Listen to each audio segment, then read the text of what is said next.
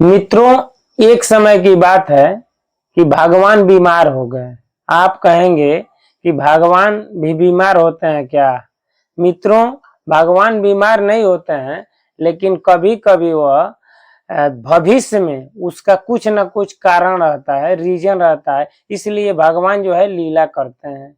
एक बार भगवान बीमार हो गए और द्वारिका में थे, और द्वारिका में जब मानव लीला कर रहे थे तो बीमार हो गए। जब बीमार हो गए तो अनेकों वैद्य आए भगवान को औषधि पिलाने के लिए कि आखिर भगवान की ऐसी कौन सी बीमारी हो गई है जो भगवान बीमार हो गए हैं। हजारों लाखों वैद्य आए, लेकिन भगवान सही नहीं हुए। क्योंकि पहला नंबर तो मैंने आपको बताया कि भगवान बीमार होते नहीं हैं। आप बीमार हुए हैं इसलिए कि कुछ ना कुछ लीला कर रहे हैं, उससे कुछ ना कुछ भविष्य में सीख मिलेगी। आप लोग इस वीडियो को ध्यान से और अंत तक देखिए। जब भगवान नहीं सही हुए, कितना हो कोशिश किए वैद्यों ने, फिर भी भगवान सही नहीं हुए, तब भगवान ने नारद जी को बुलाया और नारद जी द्वारिका में आए और भगवान को प्रणाम किया। और प्रणाम करने के बाद भगवान से कहे, भगवान किस उद्देश्य के लिए आपने हमको बुलाया है, बताने की कृपा करें। नारद जी तो भगवान के बहुत प्रिय भक्त हैं, वो तो समझ ही रहे थे कि भगवान किस लिए बुलाए हैं और कौन सी लीला कर रहे हैं। तो जब नारद जी यह कह रहे थे तो भगवान कह रहे हैं, नारद मैं बीमार हूं, बहुत से वैद्य आए, बहुत सी औषधियां दिए, लेकिन हम सही नहीं हुए। तो नारद जी कहे कि भगवान तब बताइए आप कैसे सही होंगे।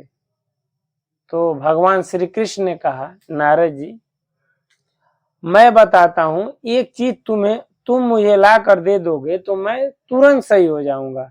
नारद जी बोले, बताइए वो कौन सी चीज है।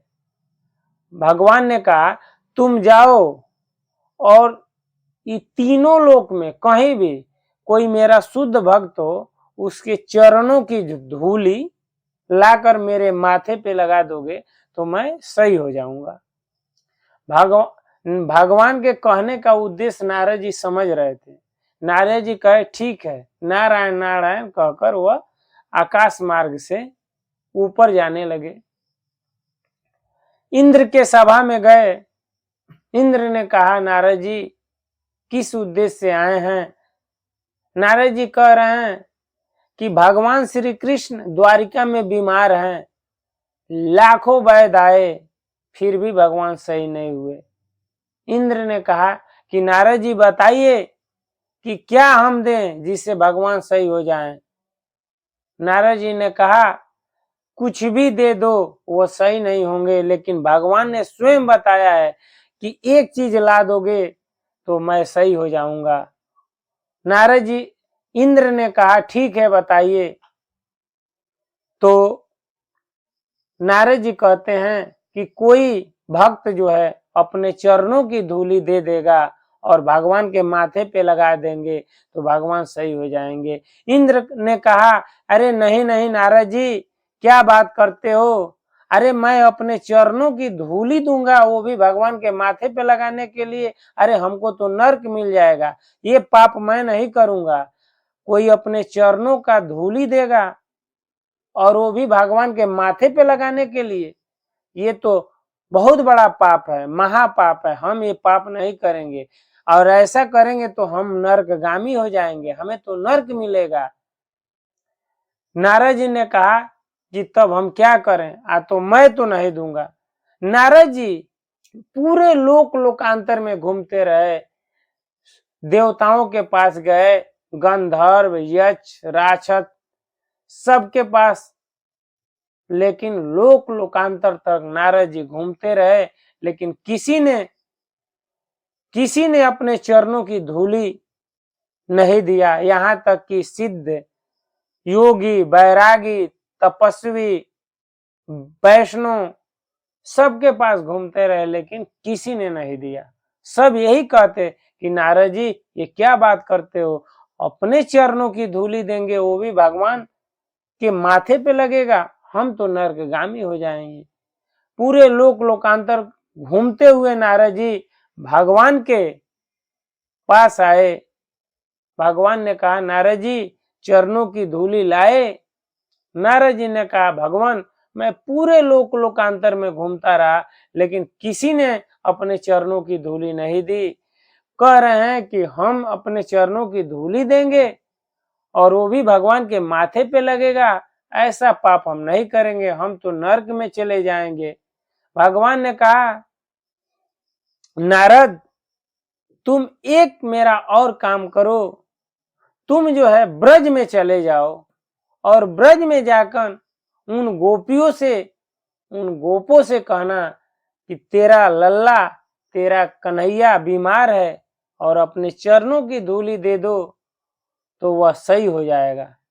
जब नारद जी ब्रज में जाते हैं, वहां गोपियां चारों तरफ से नारद जी को घेर लेती हैं, कहती हैं, नारद जी अरे किस लिए आए हैं हमारे, तुम तो घूमते रहते हो नारद तीनों लोक में, मेरे कृष्ण का, मेरे कृष्ण कन्हैया का तुम जो है समाचार बताओ, मेरे कान्हा कैसा है। नारद जी ने कहा कि कृष्ण का क्या तुम समाचार पूछ रही हो, इस समय कुछ भी सही नहीं है। गोपियों को इतना सुनते ही मानो जैसे बिना प्राण के शरीर हो जाता है। कुछ देर के लिए गोपियों को ऐसा लगा कि उनका प्राण ही शरीर से जो है, उनका जो है जीव ही निकल गया। गोपियां कहती हैं, नारद जी बताइए हमारे कान्हा को क्या हुआ है, वो कैसे ठीक होंगे। नारद जी कहते हैं, पूरे हजारों लाखों वैद्य आए लेकिन फिर भी भगवान सही नहीं हुए। लेकिन गोपियां एक चीज है जो भगवान जो है हमको भेजे हैं, अगर वो चीज मिल जाए तो जो है मैं मुझे मिल जाए और मैं उनको ला कर दे दूं तो भगवान ठीक हो जाएंगे।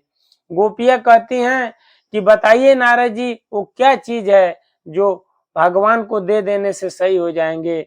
नारद जी कहते हैं कि भगवान कहे हैं कि अगर कोई अपने शुद्ध भक्त कोई अपने चरणों की धूली दे दे और भगवान के माथे पे लगा दिया जाए तो भगवान सही हो जाएंगे।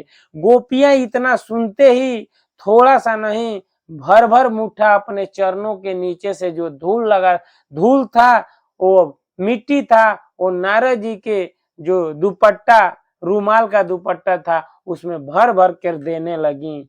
नारद जी सोचने लगे कि एक बार कहते ही गोपिया जो है इतना जो है चरणों की धूल देने लगी। नारद जी ने कहा, अरे गोपियों तुम्हारे दिमाग को क्या हो गया है, अरे मैं पूरे लोक लोकांतर में घूमता रहा, देवता यक्ष गंधर्व ऋषि मुनि महात्मा वैष्णव सबने, सबसे मैंने यही कहा लेकिन कोई तैयार नहीं हुआ। सबने यही कहा कि हमारे चरणों की धूल वो भी भगवान के माथे पे लगेगा, हम तो नरकगामी हो जाएंगे और तुम लोग अपने चरणों की धूली बिना विचार किए दे दी हो।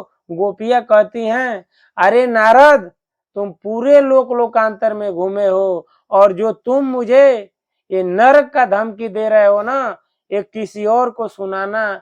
अरे ये जाओ कृष्ण के माथे पे लगा देना, कृष्ण सही हो जाएंगे। अरे जो नरक की बात कर रहे हो, एक जन्म नहीं हम करोड़ों जन्म नरक में जाने के लिए तैयार हैं, लेकिन हमारे कृष्ण को कुछ नहीं होना चाहिए। मित्रों, इस कहानी से ये सीख मिलती है कि आप यदि किसी से जो है निस्वार्थ भाव से प्रेम करते हैं, अगर सच्चे दिल से प्रेम करते हैं, तो आपको ये नहीं देखना है कि हमें कितना नुकसान हुआ है। गोपियां भी जानती थी कि ऐसा करने से नरक हो सकता है, लेकिन उन लोगों को नरक का कोई ख्याल नहीं रहा। उनको बस ये रहा कि मेरा कृष्ण सही होना चाहिए। पूरे सिद्ध देवता लोग यही भ्रम में रहते रहे कि मुझे नरक हो जाएगा, मुझे पाप हो जाएगा, लेकिन गोपियों ने एक बार भी नहीं सोचा, इसलिए कि मेरा कान्हा जो है ठीक होना चाहिए। मित्रों, इस कहानी से हमें सीख मिलती है कि अगर हमको किसी से प्रेम करना है, दोस्ती करना है, तो हमें वहां जो है स्वार्थ बीच में नहीं लाना है।